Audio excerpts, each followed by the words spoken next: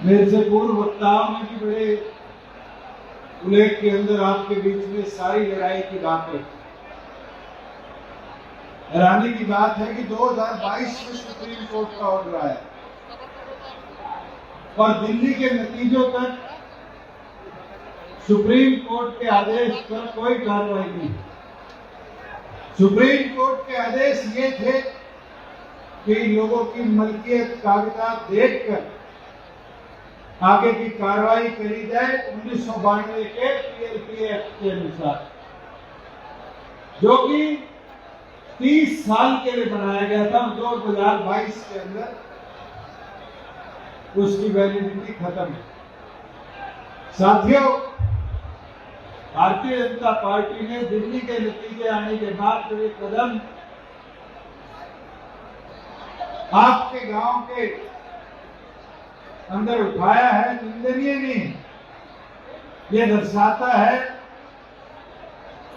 कि सरकार के अंदर रहकर उनके दिमाग में दिमाग आ गया और इस लड़ाई को हम सबको मिलकर लड़ना पड़ेगा और एकता होगी तभी ये लड़ाई जीती जाएगी। हमारे बीच में पार्लियामेंट के विधानसभा के साथी भी बैठे हैं। दोनों सदनों में लड़ाई लड़ी जाए, मगर उसके साथ साथ गहलोत साहब से अनुरोध करूंगा कि लड़ाई कानूनी तौर पर कोर्ट में भी लड़नी पड़ेगी, सामाजिक तौर पर मैदान में भी लड़नी पड़ेगी।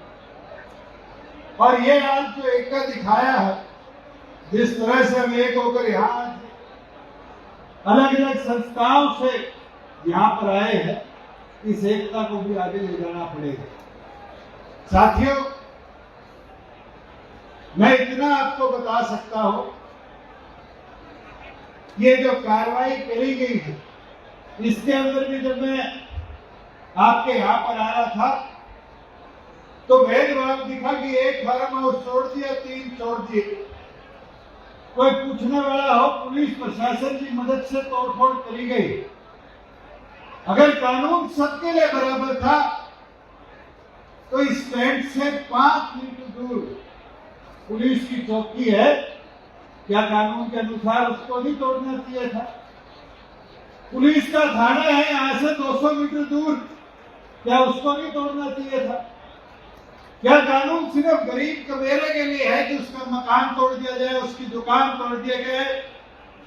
बहुत साहूकारों के लिए नहीं है, जिनके बड़े बड़े यहाँ मैरिज पैलेस बने हुए हैं उनको नहीं तोड़ा। तो मैं जयललिता साहब से निवेदन करूंगा, इस विषय को भी लेकर समाज में आओ कि कानून भी 2 तरह से बनाया गया। मैं भी आफ्ताब जी से बात कर रहा था, मेरे साथ विधानसभा में थे, मैं भी रेवेन्यू मंत्री था। आपको याद होगा, गुड़गांव के एक बड़े लीडर के खिलाफ फैसला आया कि उसका होटल तोड़ दिया जाए, उसकी मॉल तोड़ दी जाए। क्या हरियाणा विधानसभा ने, मनोहर लाल जी ने, आपने भी समर्थन दिया था कि इतनी बड़ी तोड़फोड़ गांव में हो जाएगी, पूरे हरियाणा में हो जाएगी। कानून बदला था, नहीं बदला था 15 दिन के अंदर। आज अनंतपुर की लड़ाई के लिए भी आप विधानसभा में चुने हुए सदस्य हो, आपको चल रहा है, हम सब भी पुराने सदस्य भी, जो भी पॉलिटिकल पार्टी आप चाहोगे, गवर्नर साहब से समय लो, विशेष सत्र की मांग करो कि हरियाणा विधानसभा के इस कानून को पारित करने के लिए विशेष सत्र बुलाया जाए और ये हजारों लोगों के आशाओं को तोड़ने के लिए अगर कानून बदलना पड़े तो कानून बदलकर भी हरियाणा की आम जन की आवाज की जो लड़ाई है उसको हम लेकर चले। और ये जो शुरुआत है, इस पूरे तोड़ फोड़ की जड़ अगर कोई थी तो वो अनंत इनकलेव था। प्रधान जी,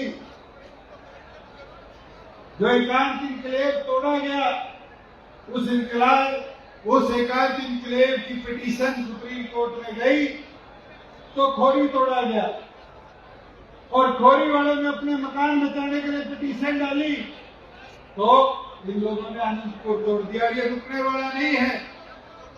अगर इसी तरह पीएलपी एक्ट का बात करते हुए कोर्टों के अंदर हलफनामे देकर सरकार कदम उठाएगी, वो दिन दूर नहीं होगा कि आपके पाली तक के गांव को सबको तोड़ने के ऑर्डर सुप्रीम कोर्ट कर देगा। आप पढ़कर देखना, पंचायत एक्ट पे एक सुप्रीम कोर्ट की जजमेंट आई थी कि अगर साझे खाते से पंचायत को कोई कार्य करने के लिए जमीन दी गई, चाहे गौ चरान के लिए, वो पंचायत में इन्वेस्ट करेगी। हमने उस कानून को बदला था क्योंकि गुड़गांव के हजारों लोगों के आशियाने टूटने पर आ गए थे। इसी तरीके से हरियाणा सरकार पर हमें दबाव बनाना पड़ेगा कि कानूनी परिवर्तन करा जाए। और साथ ही साथ क्योंकि पार्लियामेंट के सदस्य आ बैठे हैं, मैं आपसे निवेदन करूंगा, क्योंकि एनवायरमेंट मिनिस्ट्री के अंदर सरकार इन्वॉल्व है, आपको भी ऊपर लड़ाई लड़नी पड़ेगी। मॉनसून सेशन आने वाला है, इस तैयारी के साथ आपको भी जाना पड़ेगा कि पीएलबीए की आड़ लेकर फॉरेस्ट विभाग जिस तरीके से कार्रवाई गरीब कमेरे के खिलाफ करता है, उस कार्रवाई को भी तुरंत केंद्र सरकार रोकने का काम करे। और हम एकता दिखाएंगे तो जीत हमारी पक्की होगी। सुप्रीम कोर्ट ने यह आदेश में कहीं नहीं लिखा कि तोड़ फोड़ करनी चाहिए। सुप्रीम कोर्ट ने यह आदेश में नहीं लिखा कि गरीबों के मकान जो 30-30 साल पहले से बने हुए हैं उनको तोड़ना चाहिए। सुप्रीम कोर्ट ने तो मात्र ये लिखा था कि अगर फॉरेस्ट पर किसी का कब्जा है और जमीन की मलकियत 30 साल पहले किसी प्राइवेट आदमी के नाम बोलती थी तो उसके ऊपर कार्रवाई ना हो। मगर साथियों, एक एक छोटी छोटी चीज देखते हुए आज जिस तरीके से ये कार्रवाई करी गई है, ये साफ मंशा दिखाता है कि कुछ चुनिंदा साहूकारों को फायदा पहुंचाने के लिए हरियाणा सरकार द्वारा सुप्रीम कोर्ट के आदेश को अपने आगे छुपाते हुए ये कार्रवाई करी गई है। मैं तो दोबारा हमारी पार्टी जननायक जनता पार्टी की तरफ से आपकी इस लड़ाई में पूरा आपका साथ देता हूँ। जर्नल साहब, जहाँ हमारी जरूरत मिलेगी, आपने आज आने का आदेश दिया, हम आज आपके बीच में है। हमारे संगठन का एक कार्यकर्ता इस लड़ाई में आपके साथ लड़ने को पूरी तौर पर तैयार है और आखिरी क्षण तक, उस जीत तक इस लड़ाई में आपका पूरा सहयोग देने का काम करेगा। और मैं निवेदन सोलंकी जी से भी करूंगा, क्योंकि दिल्ली का बॉर्डर है, आग यहाँ लगेगी तो कहीं ना कहीं बीजेपी सरकार उसका फायदा दिल्ली में भी उठाएगी। और दिल्ली में भी अंग्रेजों के समय जो नाग दौरे बने थे उनको दोबारा रिवाइव नहीं करा गया हरियाणा की तरह। अगर ये आग यहाँ चलेगी तो कहीं ना कहीं कोई हलफनामा लेकर दिल्ली के कमेरों के भी आसियाने तोड़ने का काम करेगा। और 4 दिन पहले दिल्ली के भी इन्वायरमेंट मिनिस्टर ने ध्यान दिया था कि हम कार्रवाई करेंगे, कहीं ना कहीं ये लोग उसका फायदा उठाना चाहते हैं। मैं तो आप सबसे निवेदन करता हूँ, चाहे जगेश साहब हो, चाहे दीपेंद्र जी हो, चाहे हमारी बहन मित्रा आई है, आप सब मिलकर इस लड़ाई को हर उस मुमकिन मंच तक लेकर जाओ कि हमारे कमेरे वर्ग के एक गरीब आदमी का आशियाना आने वाले भविष्य में ना टूटे।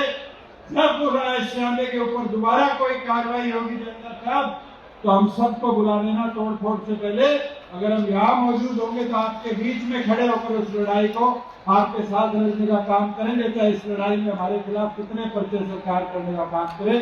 दोबारा सारे सर्व समाज के जो लोग आज यहाँ मौजूद हुए, मेरे बुजुर्ग युवा साथी यहाँ अपना समर्थन इस पंचायत में देने आए हैं, मैं सबका अभिनंदन करता हूँ, धन्यवाद करता हूँ। जनता साहब, आपकी कमेटी का आभार प्रकट करता हूँ कि आज आपने सर्व समाज को यहाँ एकत्रित करने का काम किया। बहुत बहुत धन्यवाद।